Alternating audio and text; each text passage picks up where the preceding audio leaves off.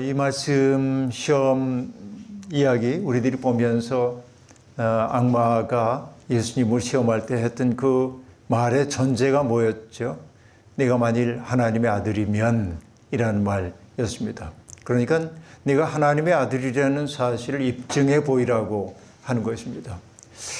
때때로 우리에게 내가 이러한 사람이라면 너의 너됨을 입증해 보여라고 요구받을 때가 때때로 있습니다.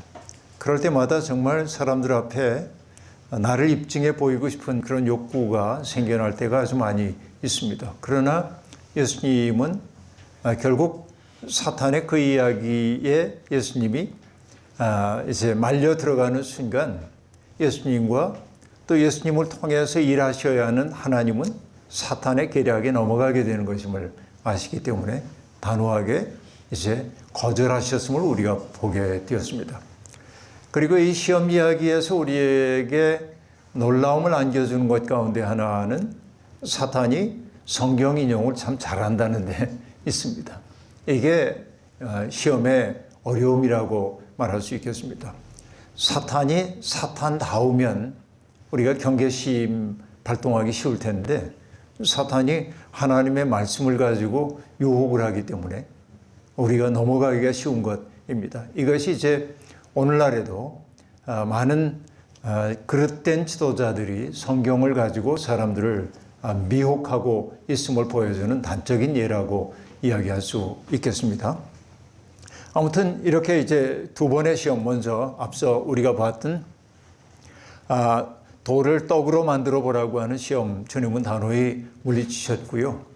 그러나 여러분 그 유혹은 여전히 매력적이죠. 돌을 떡으로 만들고 싶은 생각이 우리에게 있습니다.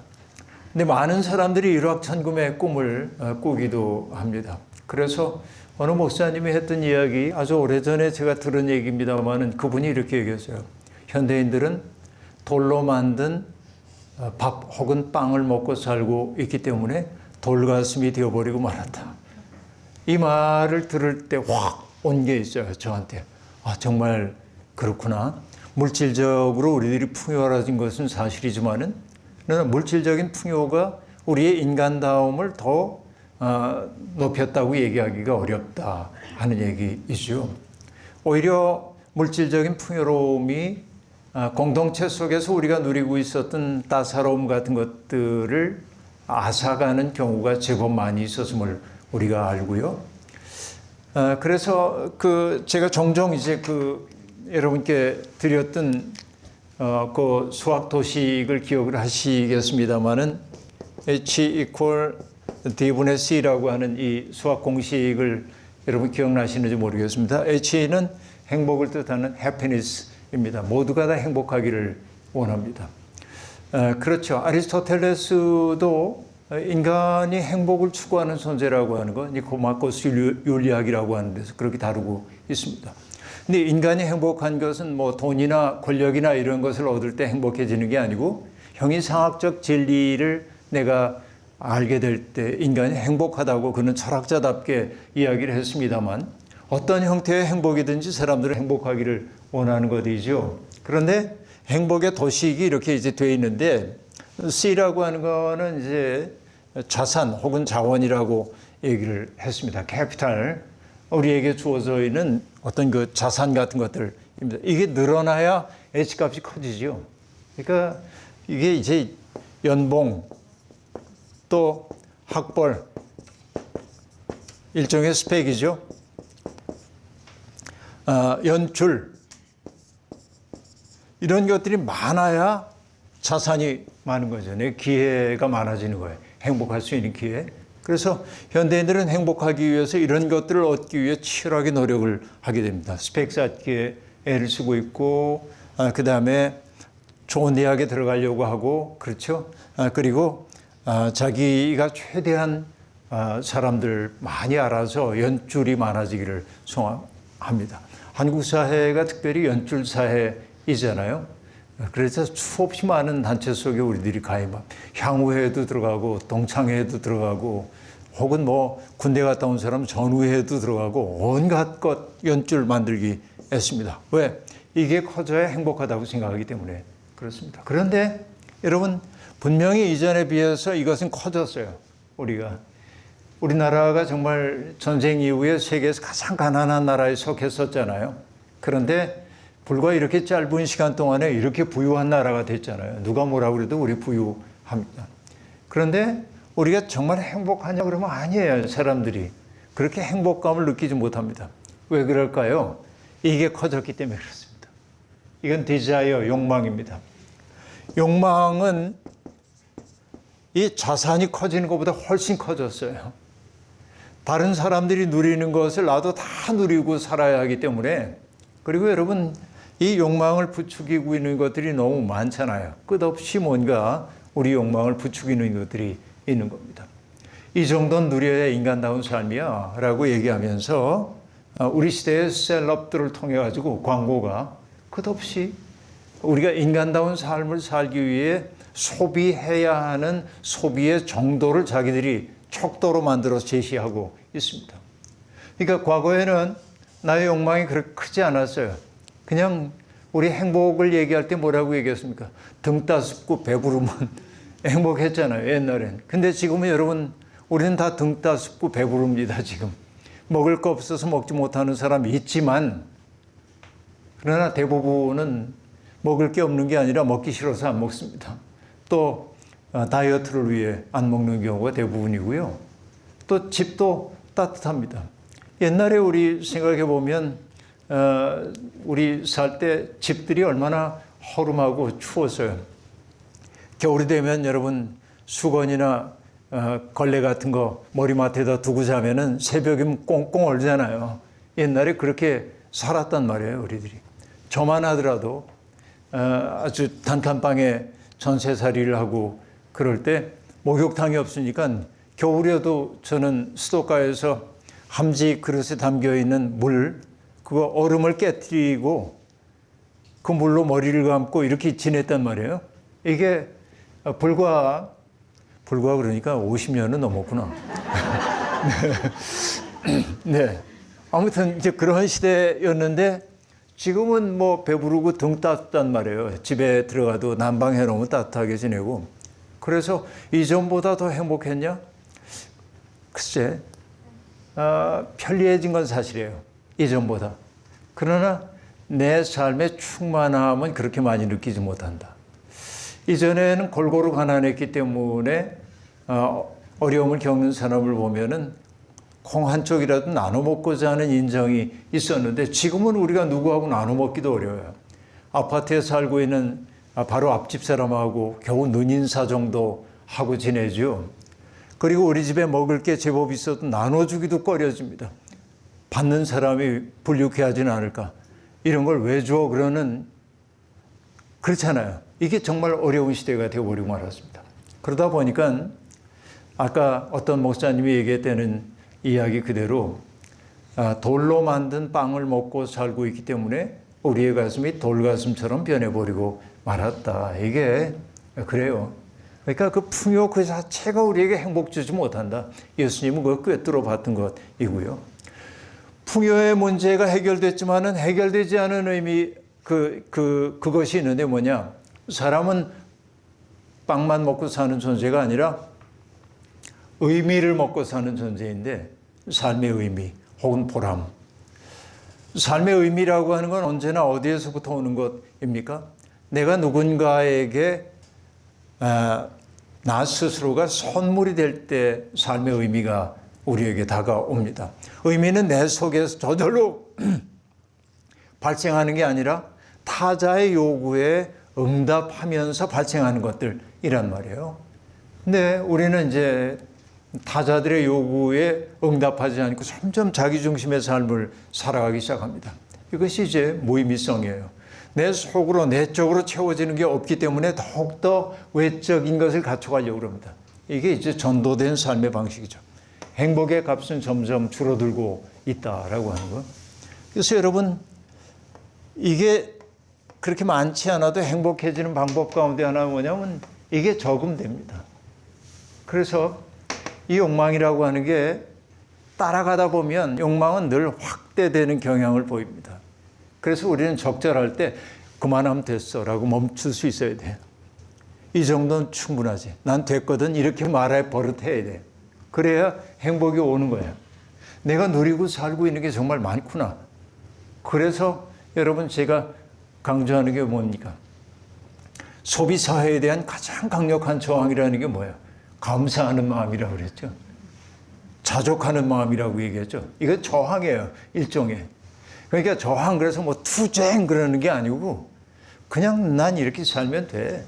이 정도면 됐어. 라는 거. 자족하는 마음.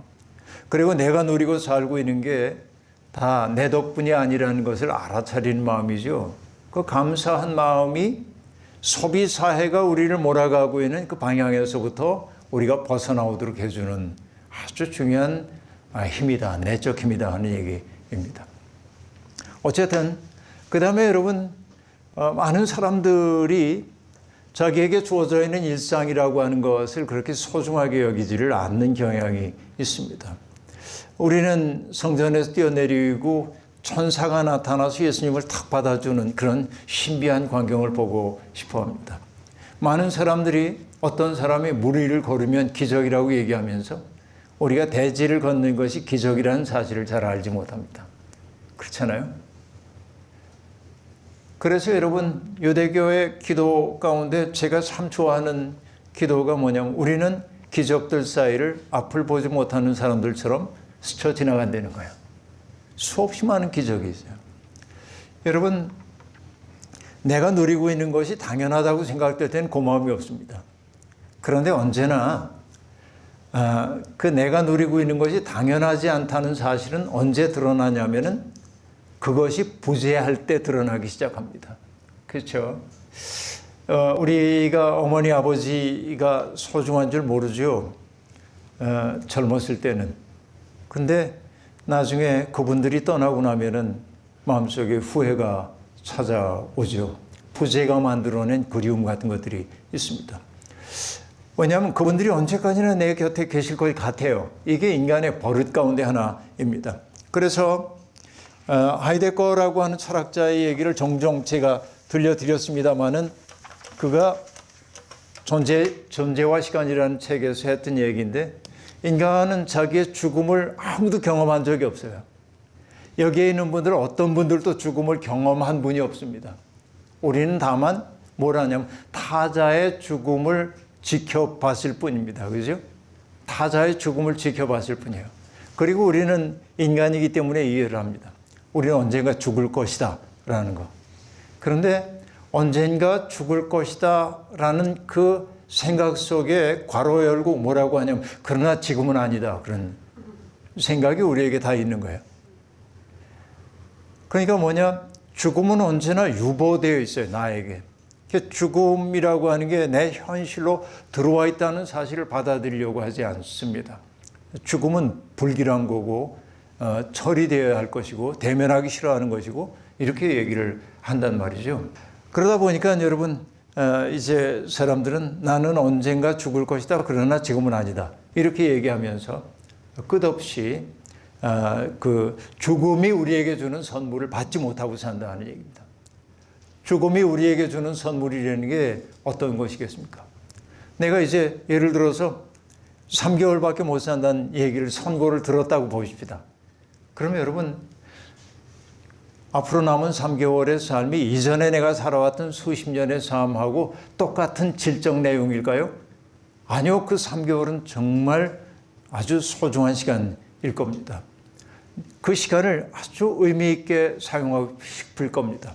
내가 사랑한다고 말하지 못했던 사람한테 사랑한다고 말하고 싶을 거고 내가 용서를 청하고 싶은 사람을 찾아가 용서할 것이고 그리고 여러분 내가 시간이 얼마 없다고 느끼면은 저녁 노을이 얼마나 아름다운지를 눈여겨보기 시작할 거고 아침에 떠오르는 태양이 얼마나 찬란한지도 볼 거고 내 볼가를 스치고 있는 바람이 얼마나 놀라운 것인지를 알게 되죠. 왜? 마지막을 앞에 두니까 그건 모두가 내 것이 아닌 거예요. 내 소유가 아니에요. 그렇죠? 바로 이런 것입니다. 내 뺨을 스쳐가는 바람도 기적이고요. 봄 되어 피어나는 꽃 한 송이도 기적이고요. 내가 두 발로 걷고 있다는 사실도 기적이고요. 누군가가 나를 사랑한다는 것도 기적이고 내가 누군가를 사랑한다는 것도 기적이에요. 놀라운 일입니다, 이것이. 그런데 우리는 그걸 기적으로 안 여겨요. 어떤 걸 기적으로 여깁니까? 걷지 못하던 사람이 일어나는 것만 기적으로 생각해요.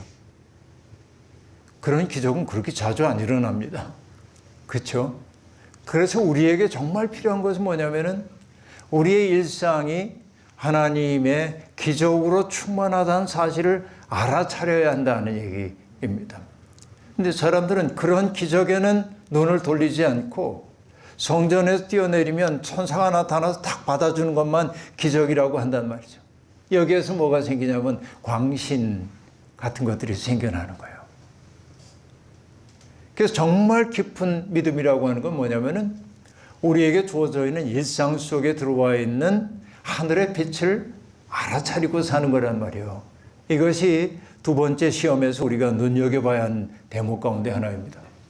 그리고 여러분, 마지막 이야기에서 악마가 자기에게 절 한 번만 하면은 세상의 모든 영화로움을 주겠다고 얘기를 합니다. 쉽죠? 그리고 악마의 이야기는 매력이 있습니다. 왜? 아무도 보는 사람이 없어요. 광야잖아요. 그러니까 내가 악마에게 절한다고 해도 누군가가 그걸 보고 사람들에게 소문낼 일도 없어요. 그러니까 한 번만 하려는 거예요. 한 번, 두 번도 아니에요. 그러나 우리는 압니다. 물이라는 것도 흐를 때 보면요, 흐르던 길로 흘러요. 물이라는 게 이제 그렇습니다. 인제에 큰 수해가 났을 때 우리 교회 청년들과 사람들이 가가지고 수해 복구하는 일에 땀을 같이 흘린 적이 있습니다. 근데 거기에서 보니까는 여러분, 하천 정비한다고 뭐 이렇게 담을 쌓고 아주 직선으로 만들어 놨는데 다 뚫렸어요. 원래 물이 흘러가던 그 방향으로 다 흘러가는 거예요. 인간이 하는 일이 이와 같은 것이죠. 그때 여러분, 그 얘기도 여러분 기억나는 분이 있을지 모르겠습니다만, 다른 교회 청년 하나가 그 봉사 모임에 온 거예요. 그래서 어떻게 여기로 오게 돼서? 하고 묻자 그 청년이 이렇게 대답했습니다. 자기도 다니는 교회가 있는데 그 교회의 청년회가 여름 수련회를 가는데 그 가운데 하나가 뭐냐면 래프팅이 있었다는 거예요. 그러니까 어디 강에 가가지고 이렇게 그 보트 타는 거, 래프팅. 근데 이 친구의 마음속에는 수해를 당해서 고통당하는 사람들이 있는데 래프팅을 한다는 게 마땅치가 않아. 그러니까 거기 가지 않고 수해 복구를 하러 가는 우리 팀에 들어왔던 거예요. 그 친구의 그 태도가 감동스러웠습니다. 이런 걸 보면은 물이라는 게 그렇게 흘러가는 거죠. 그래서 여러분, 몽골 같은 데 가서 이제 조금 높은 위치에서 바라보면 물들이 흘러가는데 그 물들이 꾸불꾸불 흐르거든요. 이런 천을 뭐라고 하냐면 사행천이라고 그래. 뱀사자 써가지고. 뱀이 기어가는 것처럼 꾸불꾸불 가는 거거든요. 이게 이제 원래 강의 모습인 것이죠. 이때 강은 안전해요. 이렇게 갈 때. 근데 여하튼 여러분, 우리는 이제 뭐든지 악마에게 한 번만 절하면 뭐 이런 얘기 나옵니다만, 아무도 보지 않으니까 절하면 된다고 생각하지만 한 번이 결국은 악마에게 문을 열어주는 셈이고, 결국 그것이 악마의 지배권을 내 속에서 허용하는 일이 될 수밖에 없음을 알 수 있습니다. 여러분, 죄 짓는 일도 처음 짓는 일이 어렵지 그 다음부터는 익숙해집니다. 여러분, 어떤 죄를 져보셨어요? 꽤 많은 죄를 져보셨을 거요. 저도 이게 어릴 때 다 하는 건데 벙어리 저금통 속에 있는 거 핀셋 가지고 빼본 적 없어요? 여러분, 그런 경험이 너무 착하셔가지고 없습니까? 처음 할 때는 막 양심의 거리낌, 누가 알아차리면 어떨까 하고 두렵잖아요. 근데 몇 번 하다 보니까 요령도 생기고 아주 재미있는 거예요, 이게. 우리 그렇잖아요. 처음이 어려워, 뭐든지. 그러니까 이 사탄이 지금 하고 있는 일은 이제 그런 거예요. 아주 매력적이에요. 근데 여러분, 예수님이 성경까지 인용하고 있는 이 사탄에게 한 얘기가 뭐냐면 주 하나님께만 경배하라고 그랬어요. 단호하게 얘기하고 그 다음에 이제 너하고 이제 더 얘기 안 할 거야 하고 한 얘기가 뭐 사탄아 물러가라. 사탄아 이제 물러가 하고 얘기를 합니다. 이게 참 중요한 거라고 볼 수 있습니다. 그러니까 여러분, 메시아에 대한 기대가 그런 것 아닙니까? 지금 로마에게 우리들이 식민지로 시달림을 받고 있지만은 메시아가 오시면은 이 억울함을 다 풀어내게 될 거고, 시온이 모든 산들 위에 우뚝 서고, 오신 메시아는 그 시온 산 위에 좌정하에 계시고 온 민족을 심판하시게 될 거다. 이런 그 당당한 모습을 바라보고 있는 것인데, 성서가 증언하고 있는 예수님은 그렇게 당당한 지배자의 모습으로 우리에게 다가오질 않고 오히려 뭐라고 얘기합니까? 빌립보서 2장이 얘기하고 있는 것처럼 자기를 비워 종의 몸을 입고 이 세상에 오셨다라고 얘기를 합니다. 종의 몸을 입고 이 세상에 오셨다는 얘기예요. 그런데 이건 여러분 스캔들입니다. 일종의. 왜냐하면 여러분 그 초대교회에서 그 이단들이 등장하게 되는데, 그 이단들 가운데 가장 심각한 이단 가운데 하나가 영지주의 이단입니다. 영적인 지혜를 가져야 우리들이 구원받을 수 있다고 하는 건데, 그러니까 이 영지주의들은 인간의 삶의 단계를 나누어서 얘기를 합니다. 제멋대로 살고 있는 사람, 이들의 구원 없어. 그런 얘기. 자기 욕망을 따라 살고 있는 사람들, 그들의 삶은 구원이 없다. 그런데 대부분의 사람들은 어떠냐면은 때때로 착하고 때때로 악합니다. 우리들도 그렇죠. 늘 악하기만 하지도 않고 늘 선하기만 하지도 않아요. 섞여 있는 겁니다. 선과 악이 공존해요. 중간 상태입니다. 그러나 영적 지혜를 가지고 있는 이들은 어떤 경우에도 선을 지향한다고 얘기를 하고 있습니다. 이게 굉장히 엘리트주의적이에요. 이 영지주의자들이 생각하는 건 뭐냐면, 정신이라고 하는 것은 선하고 물질이라고 하는 것은 악화되는 거예요. 영지주의 이단은 그렇게 얘기를 합니다. 그러니까 물질은 배척되어야 할 것이고 정신은 고양되어야 할 것입니다. 그런데 영지주의자들이 생각할 때 가장 받아들이기 어려운 게 뭐냐면, 하나님과 본체가 같으신 주님이, 정신이신 그분이 자기를 낮추고 물질이 되었다 받아들일 수가 없는 거예요. 이게 영지주의자들이. 그래서 영지주의자들이 만들어낸 것 가운데 하나가 뭐냐면 이런 것입니다. 소위 가현설이라고 얘기하는데, 도케티즘이라고 얘기를 하고 있는데, 예수님은 정신이기 때문에, 영혼이기 때문에 이 물질, 저열한 물질이 될 수가 없어. 근데 인간을 구원하기 위해 내려오셨는데, 인간과 접촉하기 위해서는 몸을 입은 척 했다는 거예요. 딜레마를 피하기 위해 그렇게 얘기를 한 거예요. 이게 가짜 현현입니다. 성육신을 부정하는 거예요. 이게 딜레마를 피하고 싶었던 것이죠. 그래서 여러분, 예수님이 십자가에 못 박혀 돌아가신 그분이 예수님이 아니라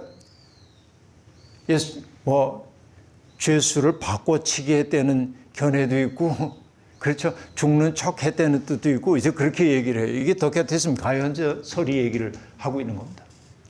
그러나 여러분, 이것은 전혀 기독교적 정신이 아닌 거죠. 기독교 신앙은 철저하게 뭐냐면은 정말 하나님이신 그분이 인간의 몸을 입고 이 세상에 오셨다는 거예요. 자기 비움, 철저한 자기 비움. 이것을 통해서 하나님이 우리 곁에 오셨고 가장 낮은 자리까지 오셔서 우리를 들어올리셨다고 얘기를 하고 있는 것입니다. 그래서 우리 가운데 오셔서 우리와 함께 하시는 그 하나님의 이름을 우리는 뭐라고 얘기하죠? 임마누엘. 임마누엘. God is with us. 우리와 함께 계신 하나님이란 말이죠. 근데 이런 하나님의 모습이 우리에게 왜 소중하냐면, 가현설적으로 얘기를 하자고 한다면 그 주님은 인간이 어떤 고통을 겪고 있는지 알아차릴 수가 없어요. 정신만 가지고는 알아차릴 수가 없어요. 여러분, 누군가의 입장이 되어보지 않으면, 그 사람의 자리에 서보지 않으면 그를 이해한다는 게 불가능합니다. 제가 종종 고백적으로 하는 얘기가 있습니다. 그게 뭐냐면, 제 아내가 병원에 입원해 있을 때 제가 이제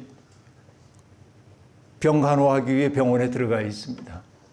근데 여러분, 아픈 사람은 이기적일 수 있어요. 왜? 자기 아픈 것만 그냥 집중하면 돼요. 근데 간호하는 사람들은 뭘 해야 되냐면 이 사람도 케어해야 되고 자기의 일상도 살아야 하는 거예요. 제가 있어 보니까요, 간호하는 사람이 보통 어려운 게 아니야. 이게. 제가 그다음부터 아내가 입원한 거를 간병인 두지 않고 제가 다 케어하고 일상 제가 다 살다 보니까 그때 안 게 있어요. 그 전까지만 해도 병원 신방 가면은 병자들 중심에 기도를 했어요. 근데 그 다음부터는 뭐냐면 간호하는 분들을 위한 기도를 더 하게 돼. 이게 뭐냐면 그 입장이 돼 보니까 알겠어. 그 입장이 돼 보지 않으면 우리가 함부로 말하면 안 돼요. 여러분, 우리가 꼭 그렇습니다. 나 다 이해해요. 이해하긴 뭘 이해해. 그 입장이 되어보지 않으면 알 수가 없어요.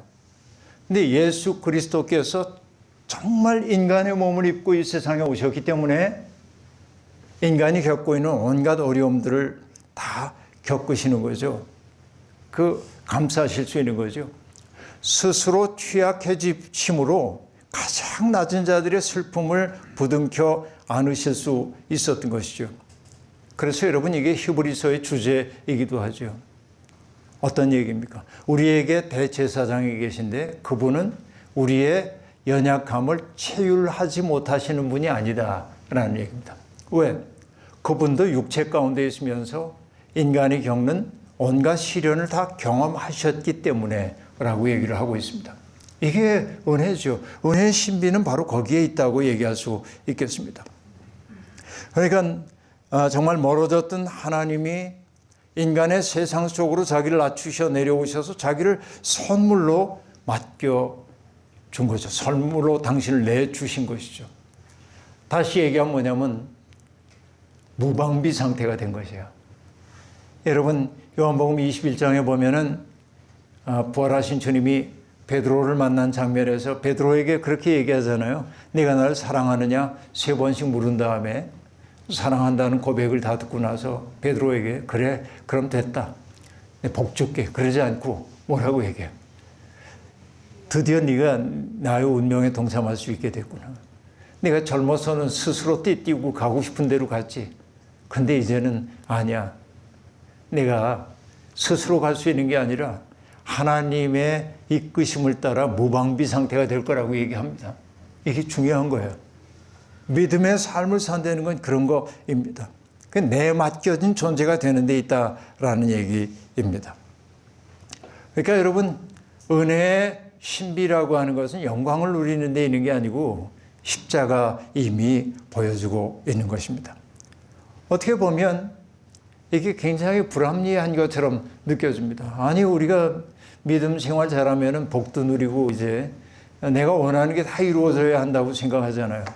그래서 흔히 삼박자 축복, 영혼도 잘 되고, 그러니까 마음의 평안도 누리고, 몸도 건강해지고, 물질적 복도 누리고, 이게 이제 예수 믿는 보람이라고 얘기를 하는데 성경은 뭐라고 얘기하냐면, 아니,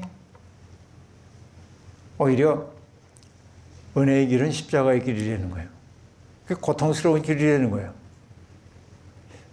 그럼 여러분, 믿을 수 있어요? 이거 정말 어렵구나. 그럴 수 있는 거죠. 그런데 여러분, 그 2세기와 3세기를 살았던 신학자 가운데 터툴리아누스라고 하는 분이 있습니다. 이분이 했던 유명한 얘기가 있죠. 순교자들의 피 위에 교회가 서 있다고 하는 얘기입니다. 순교자들의 피 위에 교회가 서 있대요. 순교자들의 피가 씨앗이 되어서 오히려 복음의 꽃을 피웠다고 그분은 그렇게 얘기를 합니다.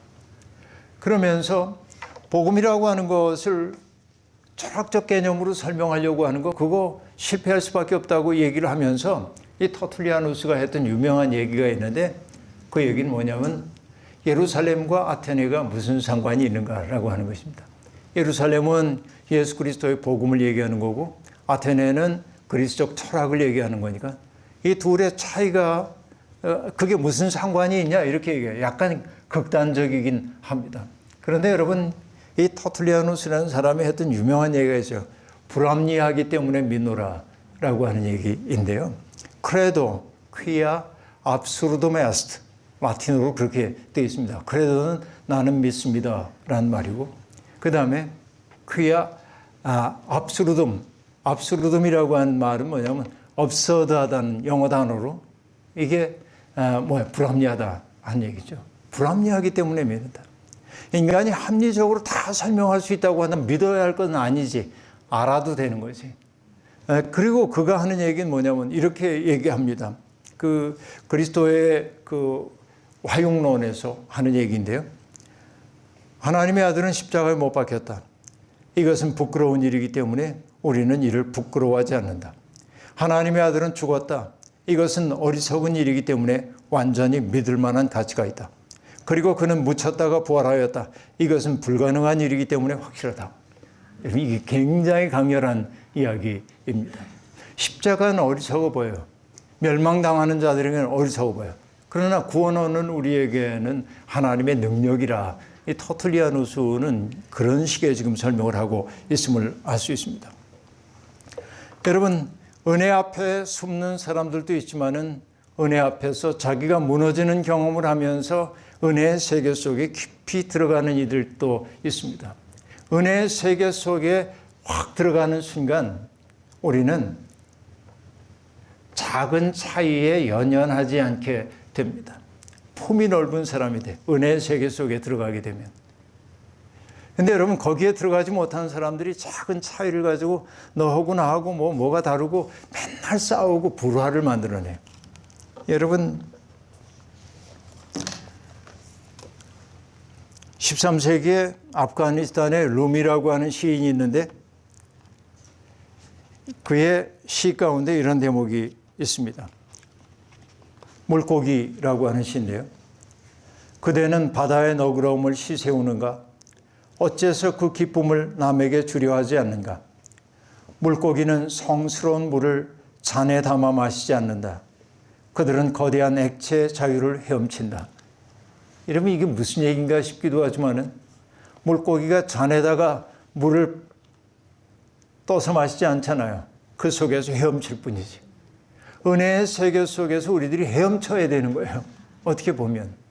그러니까 내 잔 가려가지고 네 잔이 그릇됐네, 내 잔이 그릇됐네 이따위 소리 하지 말고, 여러분, 분별하기 위해서는 물론 이런 것도 필요해요. 그러나 예수의 마음, 하나님의 마음이라고 하는 그 깊은 곳에 가기 시작하면 거기에 당도한 사람들은 차이를 품어안는 넉넉함을 갖게 된다 하는 얘기죠. 다른 시 하나 더 얘기해 볼까요? 잘된 일. 포도주가 술통 가득 넘쳐나는데 잔이 없구나. 우리에게는 아주 참 잘된 일이다. 아침마다 덕분에 달아오르고 저녁에도 벌겋게 달아오른다. 여러분, 포도주가 술통에 넘쳐나는데 잔이 없대. 잔 떠서 마시는 거잖아요. 근데도 벌겋게 취해. 왜? 그 속에 들어가 있기 때문에 그런 겁니다. 은혜의 세계는 이런 거예요. 우리는 이런 세계를 경험해야 돼요. 예수 믿는 사람들이 결국은 그 잔이 필요해요. 때때로 교리라고 하는 것들이. 어긋나지 않기 위해서. 그런데 예수의 마음이라고 하는 세계, 하나님의 세계에 당도하게 되는 순간 여러분, 너와 나를 갈라놨던 작은 차이라는 게 무너지는 걸 경험을 한단 말이에요. 그래서 여러분, 바울 사도가 우리에게 들려주는 놀라운 얘기 가운데 하나가 뭡니까? 복음 안에서는 유대인도 이방인도 없어. 종도 자유인도 없어. 남자와 여자도 없어. 모두가 다 한 형제 자매라는 거죠. 그 세계 속에까지 우리들이 가야 하는 거죠. 이게 중요한 것이라고 볼 수 있습니다. 주님은 악마가 했던 세 가지의 시험을 물리치셨어요. 그러자 악마는 떠나고 천사들이 와서 예수께 시중을 들었다. 이렇게 말합니다.